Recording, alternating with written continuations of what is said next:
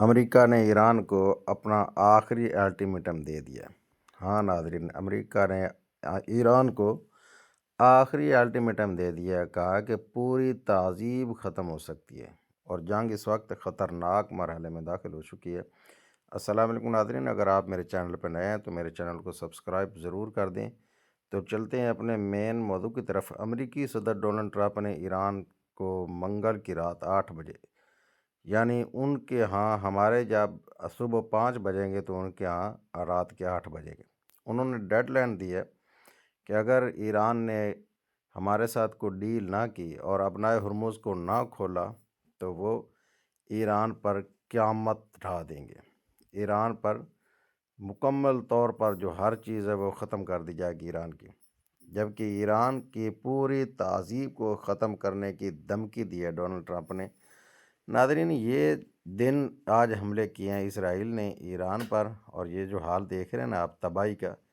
یہ ایران میں بچی ہوئی تباہی کے مناظر ہیں۔ اور دوسری طرف امریکی صدر ڈونلڈ ٹرمپ کی دھمکیاں، یہ پاور پلانٹ پر دن کو حملہ کیا گیا جو آپ سکرین پر دیکھ رہے ہیں۔ تو یہ وہ لوگ ہیں جو تہذیب کی خاطر لوگوں کو طعنہ دیتے ہیں کہ یہ جو مسلمان ممالک ہیں ان کی تہذیب جو ہے، انہیں بولنے کے اخلاقیات نہیں ہے، اور پھر شدت پسند بھی مسلمانوں کو کہا جاتا ہے۔ یہ ہے ایران کے پل جو آج دن اڑائے گئے اسرائیلی حملوں میں، تو یہ عام عوامی نقصان ہے، یہ فوجی ساز و سامان نہیں ہے، یہ عوام کے استعمال کے لیے۔ ناظرین، 10 پوائنٹ جو ہیں وہ امن معاہدے کے لیے پیش کیے گئے ہیں امریکہ اور ایران کی طرف، پاکستان کی جانب سے ایران کو بھی موصول ہو گئے ہیں اور امریکہ بھی موصول ہو گئے ہیں، جبکہ ایران نے مسلسل جنگ بندی کی حمایت کی ہے، جبکہ عارضی سیز فائر کو ایران نے مسترد کیا ہے۔ ایران کا کہنا ہے کہ اگر جنگ بندی ہوگی تو عارضی نہیں ہوگی، مستقل ہوگی۔ دوسری جانب اقوام متحدہ کا سیکرٹری انٹونیو گوتریس جو سامنے آپ دیکھ رہے ہیں،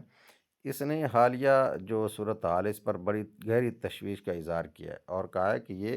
قابل تشویش عمل ہے کہ ایک امریکی صدر جو اتنی بڑی دھمکی دی ہے۔ اور یہ جو آپ تصویر دیکھ رہے ہیں یہ آپ اوپر خبر ہے کہ یہ امریکہ کے سینیٹر ہیں جنہوں نے اپنی فوج کو کہا ہے کہ آپ امریکی صدر ڈونلڈ ٹرمپ کا حکم ماننا بند کر دیں، یہ امریکہ کو خطرے میں ڈال رہا ہے۔ یہ خود امریکہ کے اندر ہی اتنی بغاوت اٹھ رہی ہے اور آگے جو ہے وہ پتہ نہیں کیا ہوگا۔ بہرحال بڑی خطرناک دھمکی ہے جو ہے صدر ٹرمپ کی طرف سے، اور یہ جو تصویریں آپ دیکھ رہے ہیں نا یہ ایران کی طرف سے ہیں۔ ایرانی عوام